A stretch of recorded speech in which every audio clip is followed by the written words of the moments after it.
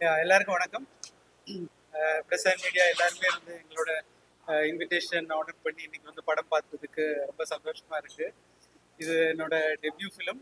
So ஏதாவது சின்ன சின்ன குறைகள் இருந்துச்சுன்னா ப்ளீஸ் ஃபர்கிவ்.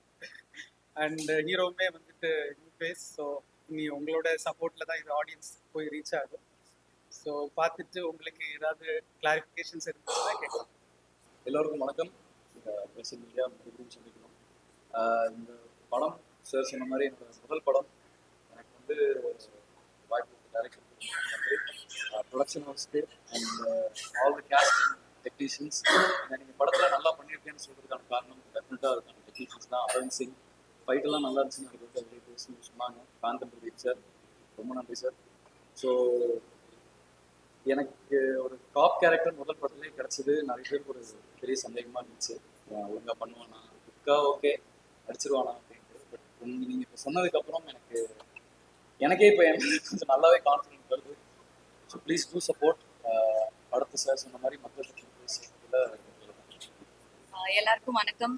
ப்ரெஸ் உங்கள் சப்போர்ட் எங்களுக்கு ஃபர்ஸ்ட்லேருந்தே ரொம்ப ஸ்ட்ராங்காக இருக்காது. We are very grateful for that. So others படம் நீங்கள் பார்த்தது மாதிரி ஒரு கண்டென்ட் ஓரியன்டட் ஃபிலிம், சென்சிட்டிவான ஒரு டாபிக் பற்றி பேசியிருக்கோம். இப்போ நிறைய பேருக்கு புரிஞ்சிருக்கும் அந்த டைட்டிலோட அதோட மீனிங், எதுக்கு, ஏன் இந்த டைட்டில். ஸோ எனக்குமே இப்படி இப்படி இருக்கிற கேரக்டர்ஸ் அண்ட் இந்த சப்ஜெக்ட் சொசைட்டி வரைக்கும் ரீச் ஆகணும்னு ஒரு ஆசை இருந்தது. And first show press show முடிச்சு ஒரு நல்ல ஒரு அக்செப்டன்ஸ் வந்திருக்குன்னு ஒரு ஃபீலிங் இருக்குது. அண்ட் எனக்கு பெர்ஃபார்மன்ஸஸ் ஒன்றுன்னா ஒரு கேரக்டர் ஒரு சஸ்பென்ஸாக வச்சுருக்கோம். அது பார்த்தவங்களுக்கு மட்டும்தான் தெரியும். பட் அந்த ஒரு பர்சனுக்குமே தமிழ் இண்டஸ்ட்ரியில் ஒரு பெரிய மைல் ஸ்டோனாக இருக்க போகுது. அண்ட் அஃப்கோர்ஸ் டாக்டராக நீங்கள் நேச்சுரலாக இருந்தது. நீங்கள் உண்மையிலே மெடிக்கல் ஃபீல்டில் இருக்கீங்களான்னு ஒருத்தர் கேட்டார். அது எல்லாமே அபின் சாரோட கைடன்ஸ். அண்ட் ஸோ எனக்கு ஆஸ் அன் ஆக்டர் ரொம்ப என்ரிச்சிங்காக இருந்தது. அண்ட் ஐ திங்க் இண்டஸ்ட்ரிக்கு ஒரு புது ஹீரோ வந்திருக்காரு, Aditya Madhav. Please support him. Because அந்த டேலண்ட் இருக்கிற ஒரு ஆக்டருக்கு இன்னும் ஆப்பர்ச்சுனிட்டிஸ் வரும். ஸோ இன்னும் நிறைய டைரக்டர்ஸ் இந்த படம் பார்த்து அவர் அப்ரோச் பண்ணுவார். So I think he'll be an asset to the industry. We got two people, one director and one hero added to the industry. So I'm very happy to have been a part of their beginning. Thank you.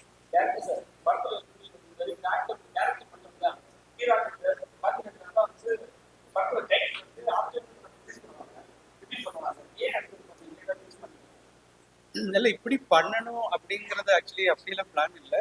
Edit முடிச்சுட்டு எனக்கு அதுக்கப்புறம் நான் ஒரு 50 வாட்டி படம் பார்ப்போம், edit பண்ணி திருப்பி பார்ப்போம். ஸோ இந்த இடத்துல அதுக்கு பிளேஸ்மெண்ட் நல்லா இருக்கும் அப்படின்னு ஃபர்ஸ்ட் தான் அந்த ஒரு ஃப்ளாஷ்பேக் அந்த போர்ஷன்ஸ் பண்ணும்போது எனக்கு வந்து தோணுச்சு இங்கே எங்கேயாவது கரெக்டாக இருக்குமோ அப்படின்னு. ஆனால் பிளேயில் வந்துட்டு எனக்கு அந்த நேரம் தோணுது.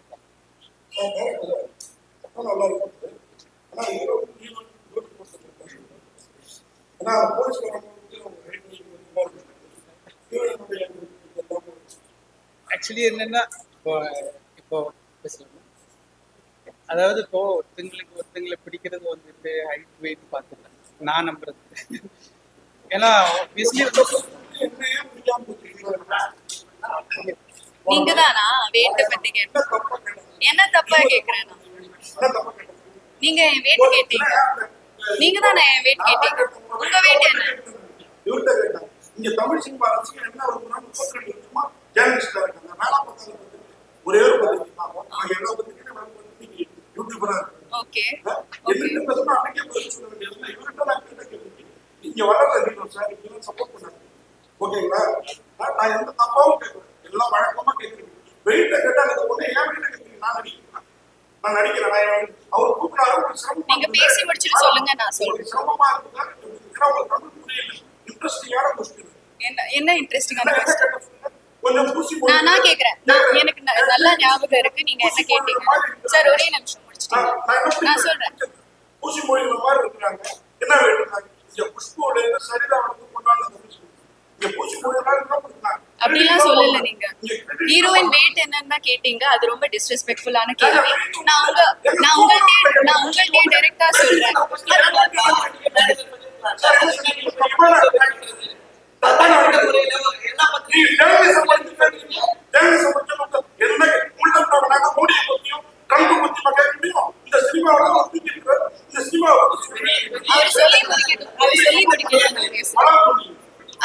சொல்லி முடிக்கட்டும், நான் பேசுறேன். சொல்லலாமா?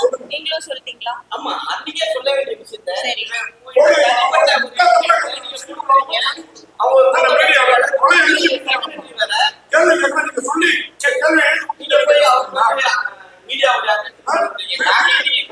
கேமரா முன்னாடி வந்துருக்காங்க பிரஸ் நீங்க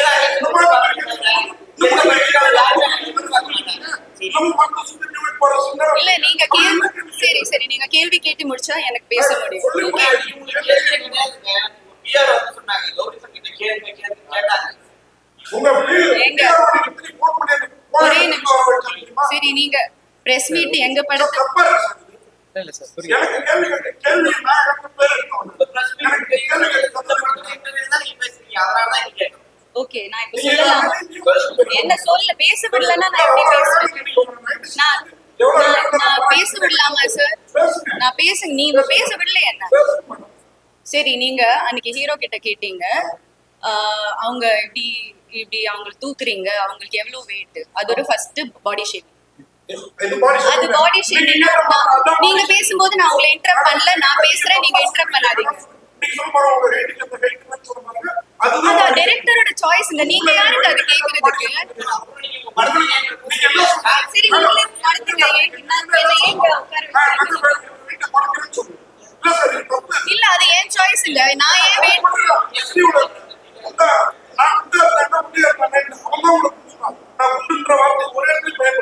நீ அவங்க எவ்வளவு வெயிட்னா அது ஒரு ஸ்டூபிட் क्वेश्चन தாங்க.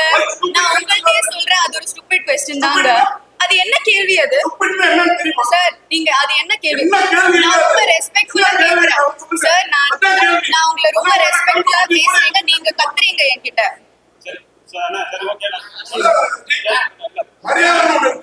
நீங்க தான் மரியாதை காமிக்கல. ஒரே நிமிஷம் நான் ஒரே நிமிஷம் சார். அவர் பேசி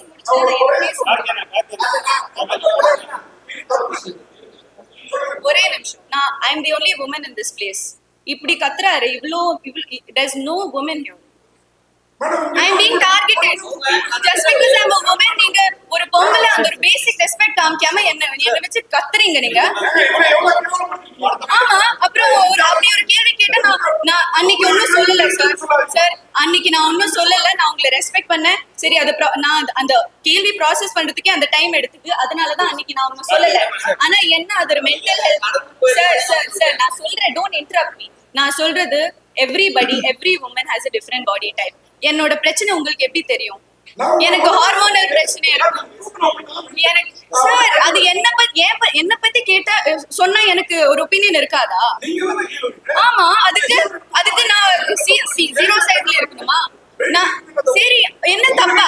அது தப்பு தான் சார். நீங்க பாடி ஷேம் தான் பண்ணீங்க, அது தப்பு தான். Like I would like to take this opportunity. இல்ல நான் மன்னிப்புலாம் கேட்க மாட்டீங்க. ஹலோ சார் நீங்க தான் மன்னிப்பு கேட்கணும். சார் நீங்க you are not doing us a favor. Okay நாங்க ஒரு படம் பண்ணிருக்கோம். நான் செய்யல. ஏன்னா படம் கோடி ரூபாய் போட்டு ஒரு படம் எடுக்கிறீங்க, டிஸ்டர்ப் பண்ணக்கூடாது. ஆனா அவங்க பேச திருப்பி ஆமா சார் அந்த வார்த்தை நீங்க மேடி இல்ல போட்டு பாராட்டீங்கல்ல, அவங்க தான் இருக்காங்க. உங்களுக்கு தமிழ் தெரியுமா? சரி என் வெயிட் உங்களுக்கு தெரிஞ்சிட்டு நீங்க என்ன பண்ண போறீங்க? நீங்க என்ன பண்ண போறீங்க? ஏன் வெயிட் உங்களுக்கு அதுதான் உங்க கேள்வி. ஏன் அவங்க வெயிட் என்ன? அது என்ன ஒரு கேள்வி? இங்க இருக்கிற யாருக்கெல்லாம் அது எப்படி அது படத்துக்கு ரெலவெண்டா இருக்கு? அது ரெலவெண்டா இல்ல, படத்துக்கு அது ரெலவெண்டாவே இல்ல. என்னோட வெயிட் தெரிஞ்சுட்டு நான் அது என்னோட சாய்ஸ்ங்க. நான் குண்டா இருப்பேன், நான் ஒரு 80 கிலோ இருப்பேன். அது நான் என்ன பண்ணுவேன்? நான் என்னோட டேலண்ட்டை தான் நான் பேச வைப்பேன். I don't need your validation. Okay I am working hard. என்னோட கரியர் டைம்லைன் பாத்தீங்கன்னா I have chosen characters that are career oriented. நான் I don't want to be a commercial heroine. என்ன ஓகே இல்லம்மா அவங்க கத்துறாரு எல்லாரும். I have a perspective, right? Everyone is silencing me here. நீ என்ன சொல்லணும்னு சொல்லிடு. அது எப்படி இன்ட்ரோ பண்ணிட்டு கத்திக்கிட்டே இருக்காரு? I am saying to all the press here, with all due respect, நீங்க எல்லாரையும் நான் generalize பண்ணல. I am not generalizing. I am not, but normalizing body shaming. அது ஏன் ஒரு ஆக்ட்ரஸஸ்க்கு எப்பவுமே ஃபீல் ஆகுது, எப்பவுமே அது கேள்வி ஏன் வந்துட்டு இருக்கு?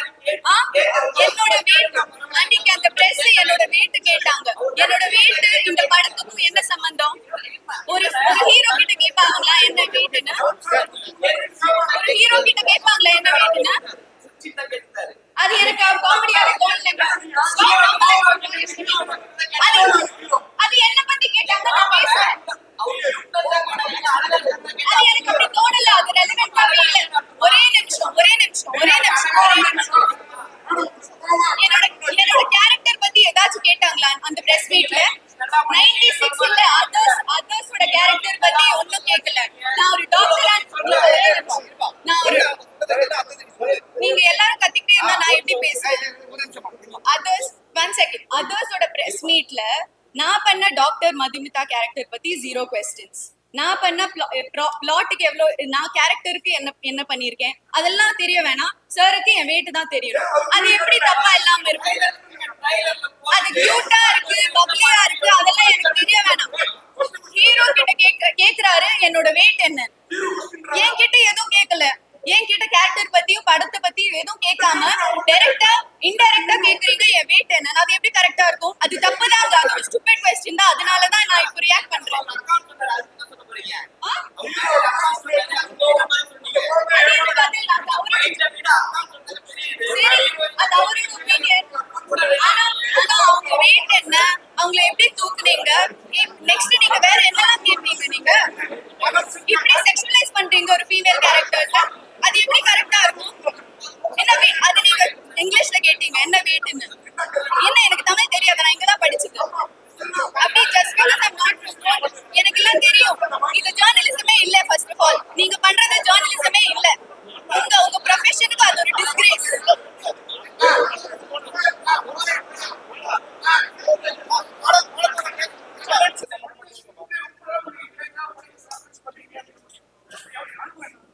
ஸ்க்ரீன் பிளே இல்லை சார், அப்படியெல்லாம் வந்துட்டு நம்ம ரெஃபரன்சஸ் எல்லாம் அப்படியெல்லாம் எடுக்கல. ஆனால் வந்துட்டு ஒபியஸ்லி நம்ம வந்து ஒரு எடிட்டிங் பேட்டர்ன்ல நான் ஒரு எடிட்டராக ஒர்க் பண்ணி இருக்கிறதுனால மேக்ஸிமம் வந்துட்டு ஆடியன்ஸுக்கு என்டர்டெய்னிங்காக இருக்கணும். அது ஒரு லேக் பாயிண்ட்ஸ் எதுவுமே இருக்கக்கூடாது. அந்த ஒரு விஷயத்தில் நான் வந்து ரொம்ப ஒரு முக்கியத்துவம் கொடுத்துருந்தேன். ஸோ அது ஒரு ஸ்க்ரீன் பிளே ஒர்க் பண்ணும்போது அங்கேயுமே வந்துட்டு அந்த ஒரு பேப்பர் ஒர்க் நல்லா இருக்கும்.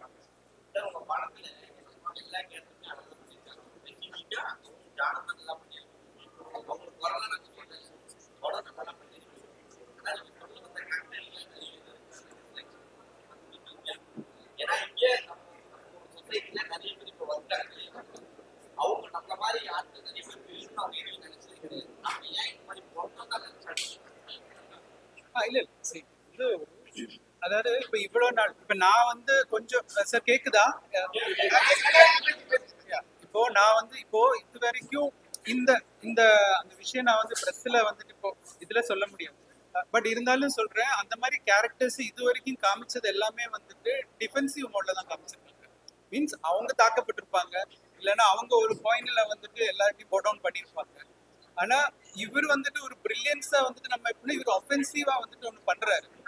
அவரோட பாயிண்ட் என்னங்கிறது வந்துட்டு லாஸ்ட்ல நான் எழுதி காமிச்சிருப்பேன். அதுதான் அவரோட தாட். அது ஒவ்வொருத்தருக்கும். அதனால தான் அவர் ஆன்டகனிஸ்ட் அப்படின்னு நம்ம அவர் ஹீரோவை நம்ம காமிக்கிறோம் இல்லையா? ஸோ நீங்க சொன்ன பாயிண்ட் கரெக்ட். ஏன் நம்ம அப்படி காமிக்கிறோம்னா, ஒருத்தங்க ஒரு ஆன்டகனிஸ்ட் அந்த மாதிரி ஒரு தவறு செய்யறது தூண்டல் வரும்போது அவரோட பிரில்லியன்ஸ் அது நெகட்டிவ் மோட்ல வரும். அதுதான் வந்துட்டு அந்த படத்துல வந்துட்டு ஒரு சுவாரஸ்யமா இருக்கும் ஆடியன்ஸுக்குன்னு நானும் ஃபீல் பண்ணேன்.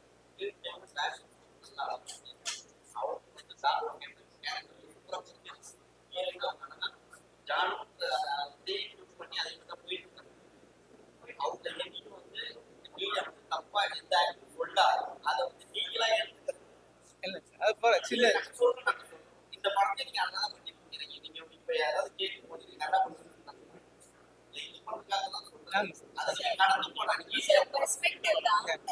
எனக்கு அது நல்லா இருக்கா இல்லையா, என்னோட வெயிட் கேட்டது எனக்கு ஒஃபென்சிவா இருந்தது. அது அது என்னோட பெர்ஸ்பெக்டிவ். அவர் again and again is bringing that.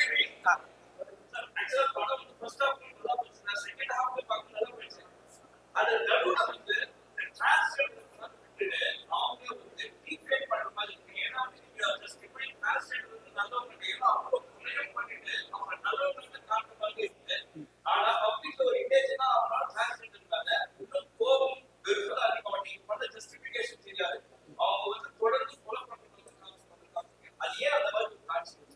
இல்ல சார், இப்போ அந்த கேரக்டர் வந்துட்டு ஒரு ஆன்டகனிஸ்ட் தான். அப்போ கண்டிப்பா வந்துட்டு ஒரு நல்ல விஷயம் அவர் செய்ய மாட்டார்.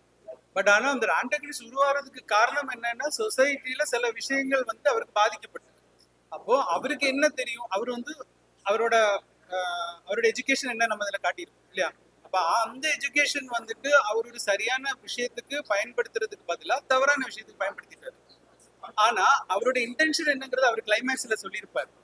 இவ்வளவு நாள் எங்களை வந்துட்டு யாரும் அக்செப்ட் பண்ணல இந்த சென்ஸ் யூனிக்கா பாக்குறாங்க. பிகாஸ் அவரோட பாயிண்ட் அது எனக்கு இதுல சொல்ல முடியாது, நீங்க பாத்துட்டீங்க. அதனால நான் அதை சரி செய்யறதுக்கான ஒரு ரெவல்யூஷன் அவர் சொல்றாரு இல்லையா, அந்த வேர்டு.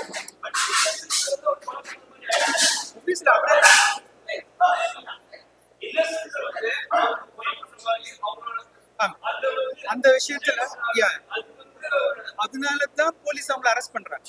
அப்போ லாஸ்ட்ல நீங்க பாத்திருப்பீங்க, எனக்கு ஹீரோட கேரக்டரை நான் எப்படி காட்டணும்னு நினைக்கிறேன்னா, அவர் என்ன சொல்றாரு, என்ன யாருமே ரெஸ்பெக்ட் பண்ணல அப்படிங்கிறது. ஆனா எல்லாரும் அப்படி கிடையாது. அதையும் நான் வந்துட்டு அங்க ஜஸ்டிஃபை பண்றேன். சொசைட்டில எல்லாரையும் நீங்க அப்படி சொல்லாதீங்க. ஹீரோவே ஃபைனல் என்ன செஞ்சாருன்னு கேட்டாச்சுன்னா யாருமே எதிர்பார்க்கல. அப்போ உங்களையும் ரெஸ்பெக்ட் பண்றாங்கன்னு சொல்லும்போது அந்த இடத்துல அவர் என்ன செஞ்சாரு? ஸோ எல்லாமே ஒரு பாயிண்ட், ஒரு ஒரு ஒரு எங்கேயாவது ஒரு ட்ரிகரிங் பாயிண்ட்ல தான் ஒருத்தங்க வந்துட்டு தவறா செய்யறதுக்கான ஒரு யோசனை உருவாகும்.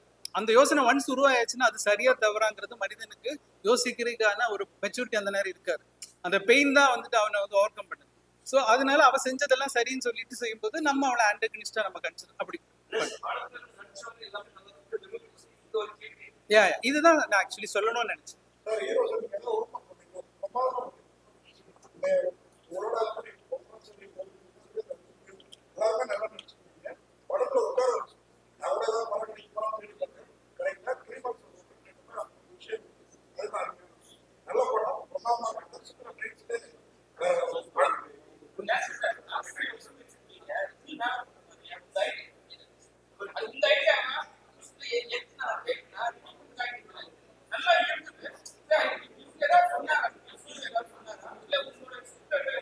சரி, அவங்க வந்துட்டு நம்ம சொல்றத வந்துட்டு அவங்க அவங்களோட போர்ஷன்ல நீட்டா நடிச்சு காட்டுறாங்க.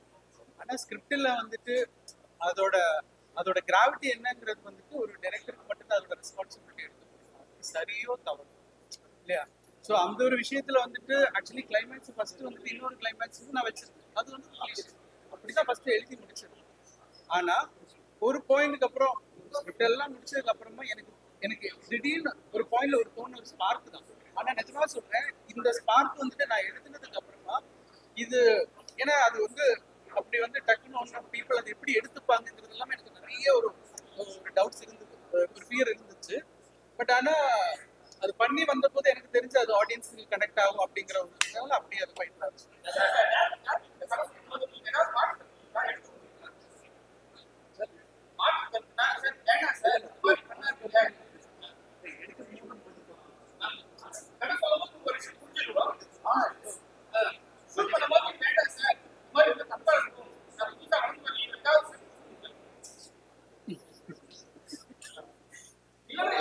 இல்ல ஆக்சுவலா ஃபர்ஸ்ட் ஆக்சுவலா வந்து அந்த சாங் இருக்கு, அது எங்களுக்கு ஸ்டார்டிங்லேருந்தே வெற்றிகரமா வேணாமாங்கிறது ஒரு பாட்டு வாசிச்சு. நான் படம் ஃபுல்லா ஒரு விறுவிறுப்பா போறோம், ஒரு இது வேணும். ஆக்சுவலா எடுக்கவே வேணாம்னு முடிவு பண்ணிட்டாரு. அது மட்டும் லைட்டா மாற்றி சார் வச்சுக்கலாம் சார் ப்ளீஸ் சார். அதை மட்டும் ஏன்னா ஹீரோயினோட உயிர் பாடணும் கிடையாது அப்படி கிடையாது. ஏன்னா இந்த கேரக்டர் பார்த்து படம் பார்த்துட்டீங்கல்ல, கேரக்டர் வந்துட்டு போலீஸ் எப்படி இருப்பானோ அதே மாதிரி தான் படம் ஃபுல்லா அதை மெயின்டைன் டக்கு டக்குன்னு உடைக்க முடியும். ஜஸ்ட் பிகாஸ் நான் ஒரு இதோட இருக்குன்னா அது நான் டக்கு ரீசனே இல்லாமல் நம்ம போலீஸ் வந்து வெளியே வரும். ஸோ இந்த ஒரு லவ் போர்ஷன் நம்ம கிடைச்சது எனக்கு மற்ற எமோஷன்ஸும் கேட்டு எல்லாம் ஃபிளாட் ஈஸியாக ஃபிளாட்டாக பண்ணிக்கலாம். ஸோ வேரியேஷன் காரணத்துல நான் ஒரு சொன்னேன் சார் இது புரிஞ்சா நான் நல்லா பண்ணுவேன், நீங்கள் அதை ட்ரை பண்ணி பாருங்க. நல்லா இருந்துச்சுன்னா எப்படி நம்ம சாங் அது வேணும். பட் நல்லா இருந்துச்சு.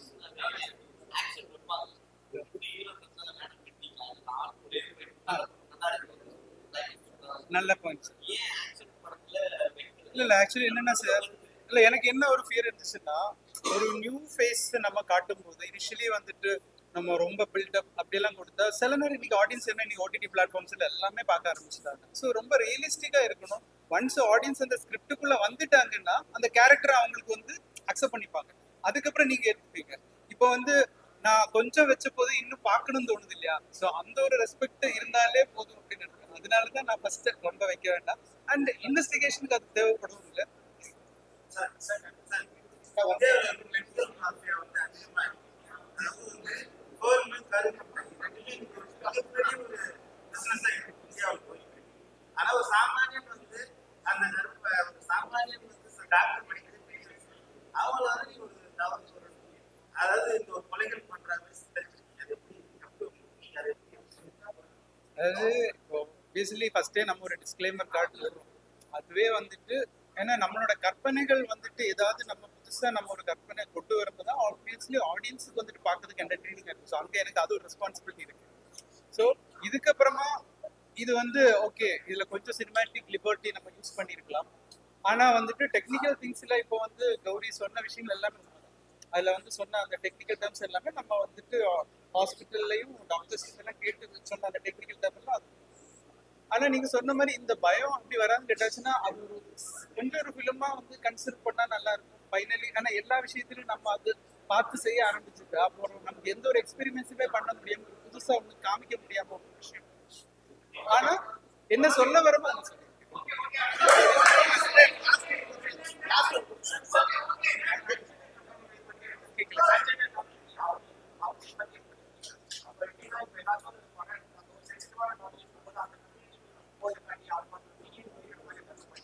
இல்ல இது வரைக்கும் இல்ல பட் சார் அது இல்ல இல்ல